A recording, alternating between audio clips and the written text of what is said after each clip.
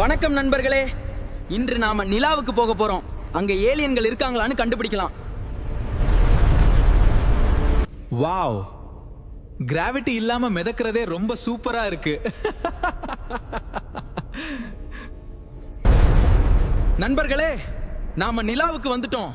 இங்க எல்லாமே சினிமா மாதிரி இருக்கு. அடடா, உண்மையாவே ஏலியன். பயப்படாதே மனிதனே, நாங்கள் நண்பர்கள்.